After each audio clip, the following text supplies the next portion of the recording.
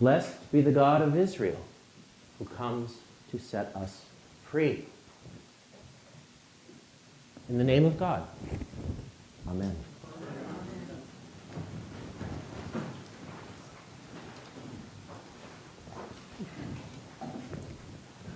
You know, Patrick, when I grow up, I'd like to be like Herb. I'd like to be like Herb. My visitor's confession made me pause. He himself was in his mid-50s, serving on the vestry of the parish I was then serving some years ago. He himself was the father of 3 in a long-term marriage. On paper, an accomplished professional. On paper, an adult himself. When I grow up, I'd like to be like Herb. Herb was also in the parish, also on vestry, a man of just about 80 years of age, a retired emergency room doctor who, with his wife, still made 1 or 2 medical mission trips each year. Herb built furniture in his spare time in a basement workroom that was the envy of a number of men in the parish. Herb was funny and sharp and serene. And here was my visitor, 55 years old, saying that when he grew up, he wanted to be like that. I was reminded at the time, some time ago now, of one of church life's great gifts to us. Church introduces us to people who, through word and example, pull us along. God gives the growth, is how Paul put it this morning to the church in Corinth and to our church. And in a healthy church, we encounter these others who so often pull us up. We never have come to believe, outgrow our need for role models. We never outgrow that need. Those others whose lives instruct and guide us. My visitor saw in Herb a model for his own eventual aging. We find in church others whose examples teach us how to parent, how to come to terms with cancer diagnoses, how to change careers, how to live into the loss of a spouse.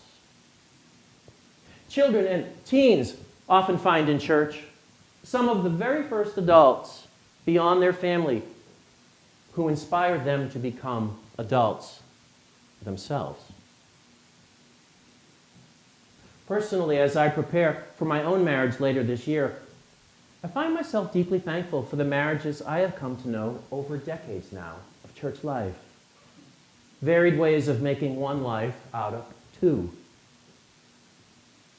And many of the marriages I most admire, those that show forth a particular stability, mutual forbearance, mutual delight, happen to be second marriages.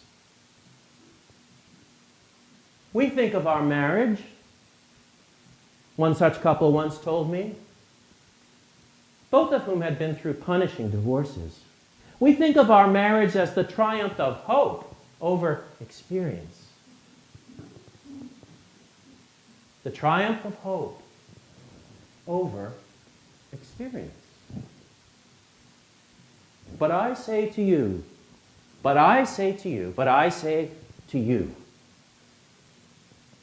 that Jesus we meet this morning in Matthew, a Jesus still on the mount, has just told his disciples that he has come not to abolish the ancient law of Israel, but to fulfill that law, to clarify and deepen our understanding of God's will at work through them,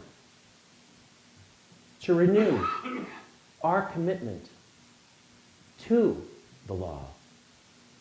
It's not merely about your actions, the publicly visible outcomes, the behaviors, Jesus is saying, but it's a matter of your inner landscape, your intentions. Others are fooled easily enough. What he's after, what Jesus is calling us into, is a kind of integrity, a kind of consistency between our inner lives and our public fronts. So he begins with murder and anger, his pair. He calls out anger's potential to kill the self and to kill our relationships long before it escalates into the murder prohibited by the Ten Commandments. God has given you a capacity to make peace with your brothers and sisters, Jesus reminds us. You and those with whom you differ should not need a court of law if your best selves, if your most generous selves, can come to terms first. He'll prohibit oath-taking this morning. In the kingdom he's calling into being, brothers and sisters, us, should not have to swear oaths in order to have their words taken seriously. But what of marriage and divorce and adultery, which are at the heart this morning of Jesus' preaching? How are we to hear those words in our time? Decades ago, then presidential candidate Jimmy Carter inspired ridicule when he told a reporter from Playboy magazine that he was guilty of the sin of adultery because of lust in his heart. Carter was grounding himself right here in Matthew 5. These words are perhaps deserving of ridicule when they are scissored away from the larger context of Jesus' message. My guess is that Carter was grounded securely in that context, a context the wider culture perhaps does not share. So let's take a look for a few minutes this morning at Jesus' second and third prohibitions to see what they might offer us today. But I say to you that everyone who looks at a woman with lust has already committed adultery with her in his heart. The context, of course, is the Mount, and his audience are his first disciples. That perhaps accounts for Jesus framing the action, adultery, as directed from men against women. The Greek word employed by Matthew here for adultery throughout this section, porneia. It isn't as specific as you might think. It's about a general wantonness, a licentiousness, a looseness, something improper, stopping short of a physical act, but perhaps including that physical act. The roving eye, the roving hand can be our undoing, Jesus says. And his language here, cut it off, is outrageous and intentionally provocative exaggeration. Jesus is not endorsing self-mutilation. What he is asking of those who have signed up to follow him is that they stop behaving in ways that objectify the other, that reduce them to objects of pleasure. As with his pronouncements against anger, Jesus is saying here that our problems with each other begin with perception, with our fundamental attitudes, with what we're harboring inside that may be stunting us or poisoning us. Our fundamental attitudes. The other cannot simply be an object for our own desire and use. Everyone is more than that. They're fellow human beings, not means, but sacred, mysterious, beautiful ends in themselves, with whom dealings in any area must be based on equality, fidelity, consent. I think any credible Christian sexual ethic must be concerned primarily with power. With power. And the potential abuse of power that Jesus is addressing here. His teachings on divorce then follow naturally from what he has just told us about lust. Whoever divorces his wife, he says, the framing is intentional. In this time and place, the power to initiate divorce resided exclusively with husbands. The victims of divorce were wives. She will be caused, he says. She will be caused. If the coming kingdom is a kingdom without victims, if the world we're praying into being is a world without victims, marriage, Jesus is saying, must be reclaimed from an arrangement in which all the power in decision-making rests one-sidedly with one advantaged partner. If the coming kingdom is a kingdom without victims, marriage must be restored to the vision that Matthew's Jesus knows from Genesis: companionship, permanence, fidelity. This is the vision he's holding up to all who would be building the kingdom with him. In our own denomination, of course, and in our own time, we, of course, regularly celebrate the marriages of people who have been divorced. What you may not know is that such marriages require the celebrating priest to petition our bishops as a sort of preparation for the marriage. That exchange focuses, of necessity, on former partners. Has anyone been harmed in this process? The bishops want to know. Who are possible victims? What shape has care for them assumed? What does new life look like for all concerned? But I say to you, but I say to you, but I say to you,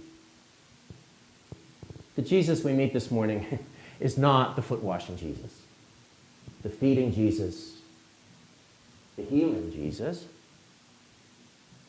There is an unyielding and provocative challenge to his words. And what I'd like to suggest to you this morning is that his tone has everything to do with his understanding of what exactly is at stake in human sexuality. Issues of power, abuse, vulnerability, fragility. Before each person are life and death, says the prophet. And the promise of the kingdom Jesus is calling into being is life. I want to be like Herb when I grow up, said my visitor.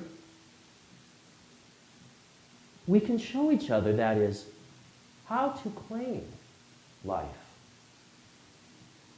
But oh, how powerful are those forces of death. Of death. A spreading desert within me. A spreading desert within me.